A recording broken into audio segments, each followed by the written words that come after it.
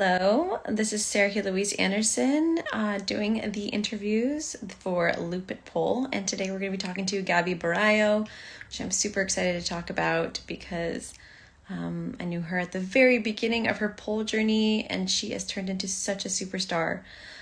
She is really well known for her static rotations and her really unique transitions on the pole.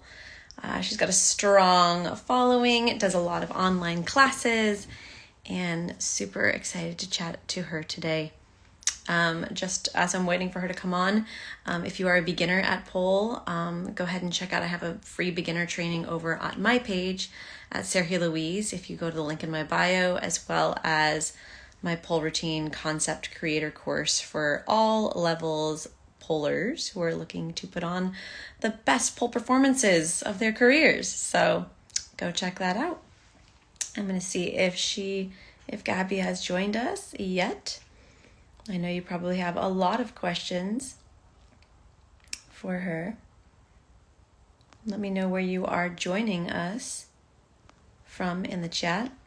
Oh, I see Gaby just requested.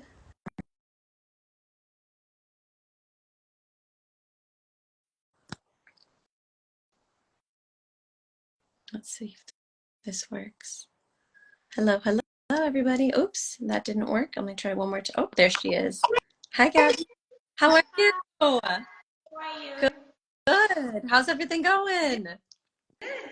Happy to see you here. You too. So are you at your studio?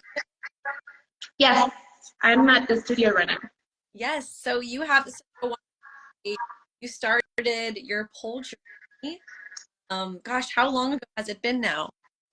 Well, I started in 2012, 2013, at the end of 2012, beginnings of 2013. Yes, it's almost going to be 11 years. Wow. Wonderful. And now you have your own studio. You've got an amazing a lot of accolades under your belt. Tell me how you first got into pole. Well, I was always wanted to do like gymnast or gymnastic things. I was always in love with the sport, never could like pursue it like professionally. So I think that since I was super little, I always kind of wish or dream or doing all those flips and tricks. So one day I was at like a store with my family, and I saw like a poster with I don't know who, but it was a pole studio. So I went in and I asked about a class, and that's how everything started. I remember I thought like pole was like just a sport that people went just like into the class and just take like regular classes, not like nothing super professional. And everything started to change because I wanted to go to Pole Expo just to see like the performances and to take some classes. And at that moment, I think it was 2014, and my mind just exploded. Yeah. From there, I wrote you when you sent me the invitation that you really changed my life about how I saw pole, because I was very in love with the sport and like I want to pursue it a lot more. I decided to compete at 2014. I think I was at the very end of 2014 just because a friend told me, I think you have a great level, you need to compete. And since the very beginning till now, I'm very used to just being by myself. So it's a little bit hard to know or to feel like where I am at level. Like if I was a good pole dancer, I didn't know where to compare myself. So I went to this competition, and I think it was just a mind like eye opener, because I thought like a lot of people went there just to have a great time, and everybody was so professional, and I was like so scared about everything. Yeah, so I started to investigate a little bit more. That's where I went to Full Expo. Then I found you on, I think, on Instagram, and I was already following you, and I saw your competition at the PSO was 2014, I think, and I went to the Vertitude, and I think that was one of my most important experiences where how to I view pole, how I wanted to pursue pole. So and it was I don't know. I think it really changed the way pole kind of came into my life. Oh, thank you so much for mentioning that.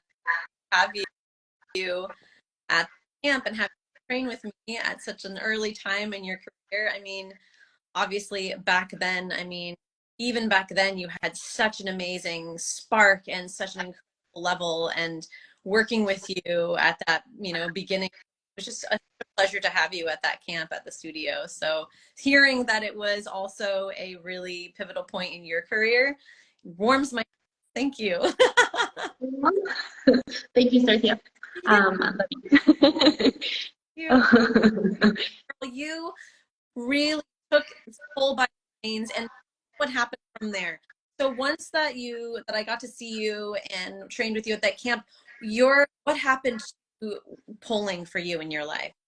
Well, I tried. I think Guatemala. A lot of people don't know, but Guatemala it's pretty close to the U.S. So it's U.S., Mexico, and then Guatemala. So the closest place that I have like to take classes or to have that experience to having like somebody that could teach me was traveling to the U.S.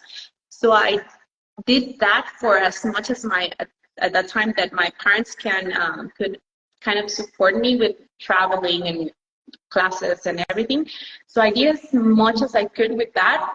And I don't know where really I started to kind of, because there's a point I believe that you start to take pull like into your life, and then more it becomes more like I don't know how to say it, but to create your own style. Like I feel I don't know where that started to Yeah. happen because at the beginning it was more about learning. Just I want to maybe achieve a trick or just do something that I just saw. Uh, I was thinking the ways that I learned because I didn't have nobody with me. And even though my first competition and until now, most of the things that I do are going to be by myself. So I was like very aware of the things that I needed to do to become a better pole dancer. And I was remembering that most of the times I did a lot of screenshots because I don't know if at the time you can screen record, but I was doing a lot of screenshots of how to learn moves because I didn't have somebody that could teach me or that can kind of translate that information. So I don't know. Maybe I was so in love with the sport. I never thought that I was gonna become like somebody that maybe somebody liked or just somebody recognized outside of the Guatemala. But I never thought that. I never pursued that. But I just felt that I really was invested in pole, and I was just want to pursue that.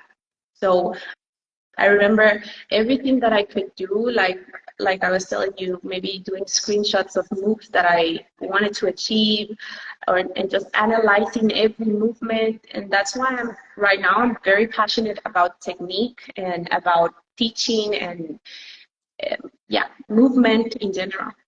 Yes. I mean, it's so wonderful. It's like when you have true passion as you have and you find something that really ignites you, it really just becomes a part of your life. And as you're saying, when you were training at home in Guatemala, it was just a lot of you being by yourself, kind of working through things. And I suppose that's here's the thing is that that's how you become great, that it became part of your life. And every day we're excited to learn something new and learn something new. And then by the time you know it, there are people reaching out to you saying, oh my gosh, please teach me this, please teach me that. I love your style. I love your style. That's all made, that style made hours of time that you put into it. And for you, I can imagine it didn't never, like integrating pole into your life to feel like work. It really felt like an exploration and a play. Yeah, it was, and like I was telling you, I don't know where that point where I was doing like things that I wanted to do to more like things that become more of my style started. But until now, I think I'm very passionate about pole, like about movement. I feel like I feel very passionate about it. I don't feel, yeah, there are good and bad days, but um, and it's a little bit hard sometimes because I don't have like a community or somebody that I can reach to, and I miss those things a lot. But also when I travel and I go out, then I'm used to my bubble. I think I'm used to being alone. I'm used to, yeah. So I don't know. It's like having that balance because I used to have a studio before the pandemic, like a studio for people in Guatemala. Then I closed it. Then I started to give only online classes and privates here.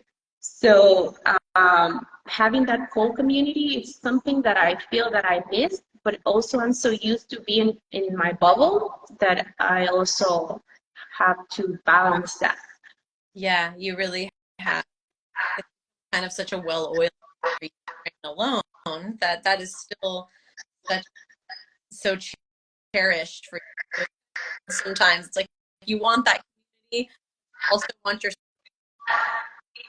solo time to be able to know how. So yeah, that's very interesting. Well, tell me Yeah. go ahead. Sorry? Oh yeah, it looked like you're about to say something. Did you have that? No, well, I was just saying that I think that that was a good point for me, at least for me, in the pandemic, that everybody was missing that whole studio time and that community. But I was so used to being by myself that I just continued doing my thing, and I was like, and I think it's good to find that space where if you have that community and you have that friend and you can have that spot that can help you, that's good. But also just being by yourself, it's something I feel for me, it helps me to just be on my mind and my mind is just open and yeah, I can enjoy that a lot. Yeah, it's almost like on culture style rather than getting so distracted by it, Yeah. That's a great point. And have full online classes now. You have a great advanced class that you teach online about that and how people find you there. What you like to focus I'm missing some of the things that you're saying. I don't know if on. it's my connection or Let me come a little bit closer and see. Can you hear me okay? yeah. Okay. So now you have cultivated this beautiful kind of following and community online. You give your online classes. Tell me about your advanced online class and how people can find you and what you usually focus on when you're teaching. Okay, so I have two groups. Usually I have intermediate and advanced. And one of the things that I have a lot of people ask me is that they are scared to join my classes. And maybe and I'm pretty sure just it's because of the things that I post. But once people get to join my classes, they see like what I was telling you at the beginning, how passionate I am about movement and about understanding things. One thing that I focus a lot in my classes is I I like a lot of transitions, so moving around the pool, mostly, yeah, mostly transitions. I do a little bit of everything. I do static rotations that I love a lot. I do a lot of transitions and spin pole, but my spin is more about the transitions. And I think that mindset of what I like about pole and being like finding that movement around the pole. It also comes from my beginning. So I remember when I started learning pole, I had a teacher at the time. I don't remember what move was, but I think it was, imagine, I don't know, Superman. And a girl just getting to the Superman in like a different way, and she was like, no, you cannot do that. So I thought like, oh wow, you can. I was like, my mind was like a little bit closed about how things can and cannot do. So when I travel and I received my first pole class out of Guatemala, that's what I was telling you, that my mind exploded, because I find out that it was more about expression and movement, and there was a lot of more things that I was missing. So I think I started to kind of study and read, study new ways to get into those movements. So I think that that's why I'm very passionate about transitions and moving, like flowing around the pole, and really also, because I'm not there with you, also passionate about the technique, how I'm going to transfer that information. I'm happy that most of my students are not like, they don't speak Spanish. So it was also super, I was super nervous at the beginning because I was not used to teaching in English. So also how my information is going to transfer to that. Because I think like from the beginning until now, like I was telling you, I feel like my growth was like super slow, just because I was in my bubble.